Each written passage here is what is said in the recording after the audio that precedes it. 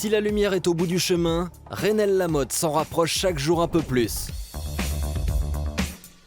En quelques semaines, Renelle a dépoussiéré le demi-fond tricolore.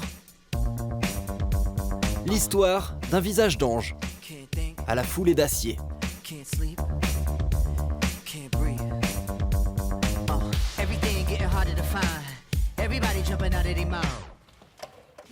Dans la boîte à souvenirs des athlètes, 1000 dossards qui termineront en vieux papier jauni. Donc ça, c'est tous les trucs de l'athlète de cette année, mais... Puis ces quelques pépites, rectangle numéroté synonyme de tournant dans une carrière. Ah, c'est celui-là. Ce dossard, c'est celui de Rellingen, en Allemagne. Nous sommes le 25 mai dernier. Ce soir-là, Renelle est à la bagarre avec la vice-championne d'Europe, Lindsay Sharp. Son ambition, marquer les esprits en fracassant la barrière des 2 minutes. Donc là, je me retrouve derrière Lindsay Sharp et puis j'entends son souffle après le 500. Je sens que je peux la manger à la fin. Donc je la passe parce que je voulais tellement faire un chrono que je me suis dit c'est pas grave, tu finis toute seule, au pire elle te prendra sur la fin. Et enfin, je pense que dans les derniers 200 mètres, j'étais possédée, quoi.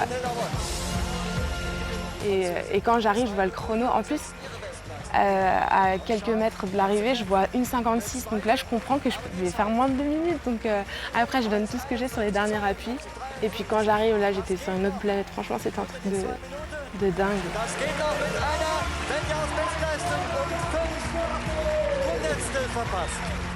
Avant, je me disais, ouais, si je fais moins de 2 minutes, je rentre dans le game, quoi.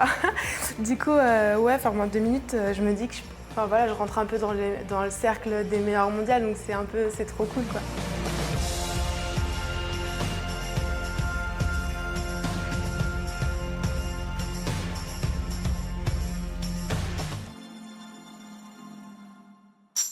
Après l'exploit, retour à la quiétude en forêt de Fontainebleau. Quoiqu'ici au Pôle Espoir, le calme est très relatif. Non, mais le truc, c'est que, en fait, derrière, il y a Emma qui se fout de ma gueule à chaque fois qu'il y a la caméra. C'est cool. C'est pas facile pour moi parce qu'elle est derrière, là. Oui, comme d'habitude, je suis avec les copines, donc c'est toujours détendu. Ça parle de commérage, de vêtements, de garçons parfois. Surtout Camille, là, de garçons.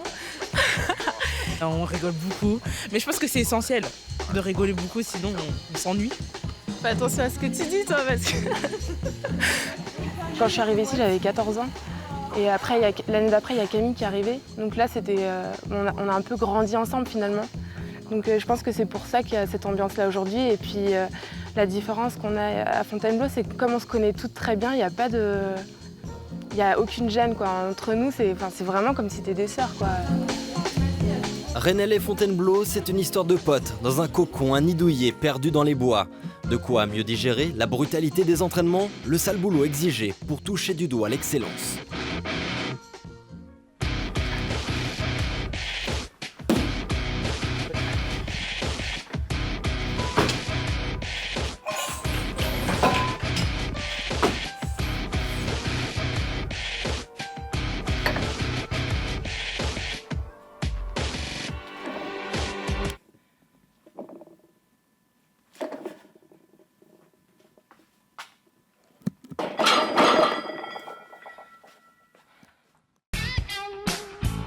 Entre sprint et endurance, le 8 est une course hybride, difficile à apprivoiser. Elle requiert vitesse, force, puissance.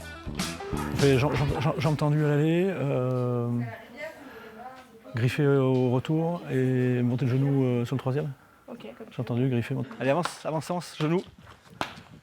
Allez, fais avancer ton bassin. Et c'est Thierry Chauffin qui guide Renelle depuis son arrivée. C'est avec lui qu'elle est passée du statut de cadette prometteuse à celui d'international. Ah ouais, elle est facile à entraîner. Elle est facile à entraîner. Elle n'a pas un caractère facile, mais elle est facile à entraîner. Ouais. Mais je pense qu'on est obligé d'avoir du caractère si on fait du haut niveau. Sinon, si on est lisse, ça marche pas, quoi. Attention. Il y a 2 choses qui me bluffent. La capacité à se dépasser, à ne pas avoir de limite en course. Ça, je trouve que c'est vraiment une force. Hein. Elle est prête à y laisser sa peau, voilà, c'est vraiment très intéressant. Et puis dans l'entraînement, c'est son abnégation, quoi, sa persévérance. Justement, c'est ce qui la change de quand elle était très jeune, quoi, hein. C'est-à-dire qu'elle a vraiment intégré le fait qu'il faut qu'elle mette toutes les chances de son côté pour pouvoir être performante en compétition. Ouais. La muscu terminée, c'est à ses amis que Renel confie ses petites angoisses en vue de la séance du soir. 200, 250, 300, 500, 300, 250, 200. Ça va m'arracher la tête, c'est sûr. Ça. Donc là, c'est ici que je vis. Ouais. Donc là, c'est ma chambre.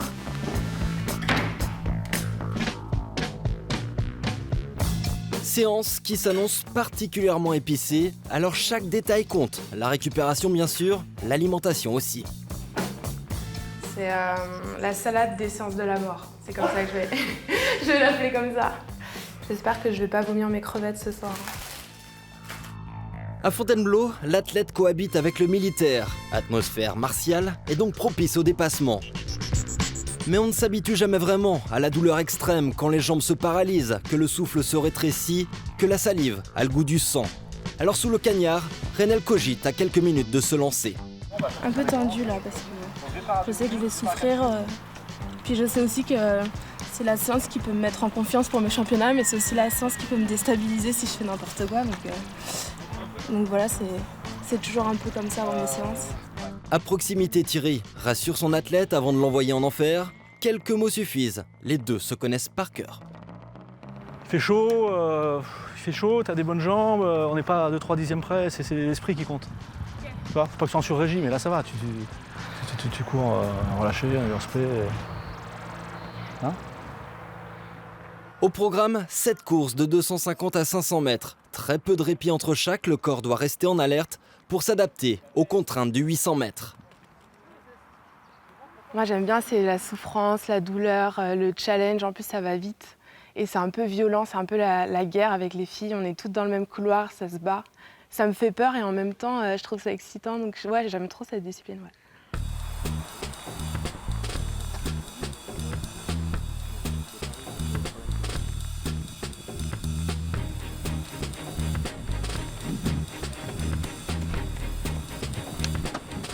Ok, c'est ça. Ouais. Prends la récup, hein.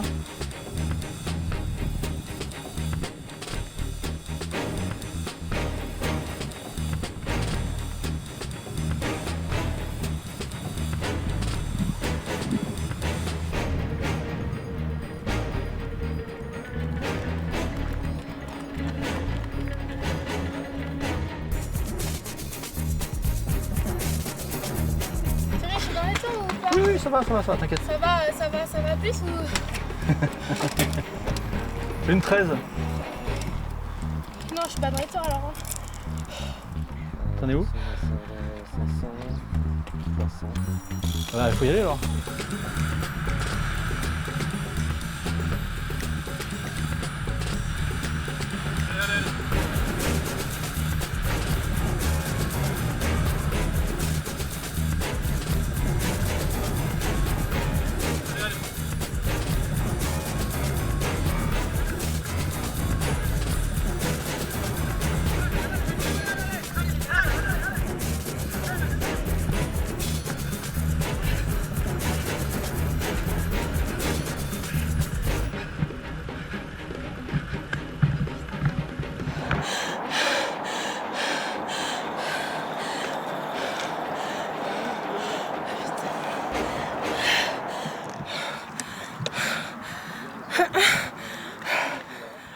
C'est fini là. Rajoute pas de parcours. Thierry, Quoi? c'est fini? Oui. Tu savais que ce serait aussi dur en fait. Bah oui. Le dernier 200, bah, tu fais 14,3 et 13,3. Tu fais 13,3 dans les 100 mètres. C'est bien. Bah oui. Tu vois, ça fait 27,6. Ok, bon bah alors c'est une bonne séance. Donc tu l'as rendu la séance plus dure qu'elle n'était au départ. Ouais, bah de toute façon, je l'ai senti. Donc t'as fait monter un peu la sauce, c'était un peu tendu et t'as voulu. Un jour d'effort, de douleur en plus pour les deux inséparables, un de moins pour Renel avant ses premiers mondiaux chez les grands cet été. en attendant Rio. Et des fois on se le dit avec Renel, hein, on se dit bah, ça se trouve dans 3-4 ans on se dira tu te rappelles tu faisais que 1,59 à l'époque et maintenant on a quand même avancé. D'ailleurs elle me le dit des fois, elle me dit tu te rends compte le chemin qu'on a parcouru et voilà, j'espère qu'il reste du chemin à parcourir qui sera aussi long. Enfin, mon rêve ce serait de faire les Jeux et le vrai rêve olympique c'est de gagner ou d'être sur le podium. Donc maintenant que je vois que je progresse toujours un petit peu plus, même si j'atteins pas le podium olympique, c'est sûr que je vais me préparer pour un podium parce que ce serait dommage de ne pas essayer.